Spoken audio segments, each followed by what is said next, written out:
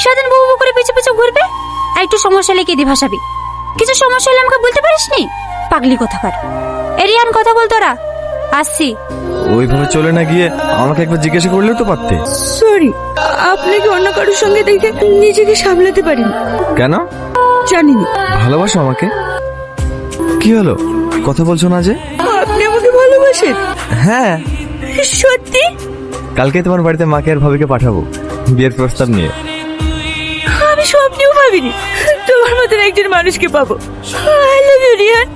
বাবা, এতদিনে মুখ খুললো। I love you too. কি ব্যাপার সঞ্জয় বাবু, শঙ্করের ফাইল খুঁজছেন নাকি? না না স্যার, আপনি এসেছেন শুনে আপনার শরীর কেমন আছে দেখতে আসলাম। আপনি কি সত্যিই চান আমার শরীর ভালো থাকুক? হ্যাঁ অবশ্যই, আপনি ভালো থাকলেই তো আমাদের ভালো। না, আমি মরলে আপনাদের ভালো। এসব আপনি কি বলছেন? বসুন বসুন, যতই প্ল্যান করেন অত সহজে আমি মরছি না। দেখুন তো এনাকে চিনতে পারেন কিনা। সিসিটিভি ক্যামেরা তো খারাপ ছিল। আমি প্রথম দিন জয়েন করেই রাজীবকে দিয়ে সারিয়ে নিয়েছিলাম। শুধু বলতে নিষেধ করেছিলাম, বললে তো আপনার এই কুৎসিত চেহারাটা দেখতে পেতাম না। ভয় পাবেন না, আপনাকে অ্যারেস্টও করবো না, সাসপেন্ডও করবো না। শুধু বোঝাও নিজের আপদকে মরলে কতটা কষ্ট। দেখুন তো সঞ্জয় বাবু, এই মেয়েটা মরলে আপনার কষ্ট হবে কি? রিয়া, আমার মেয়েকে ছেড়ে দেন স্যার। আমার মেয়ে আমার কলেজের টুকরা। শাস্তি দেন, আমাকে দেন।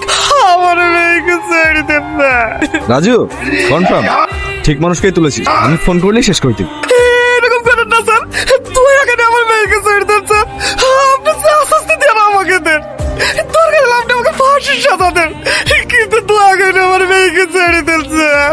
খুব কষ্ট হচ্ছে, বুঝতে পারছেন আপন মানুষ মরলে কতটা কষ্ট হয়। আপনাদের মতো কিছু হারাম অফিসারদের জন্য আজ পুলিশের এত বদনাম। শুধু আপনার জন্য আমার ভাইয়ের মতো শত বছরকে মরতে হয়েছে। আমার ভুল হয়ে গেছে স্যার, আপনি আমাকে ক্ষমা করে দেন।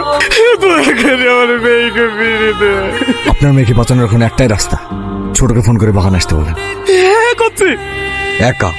ঠিক আছে স্যার।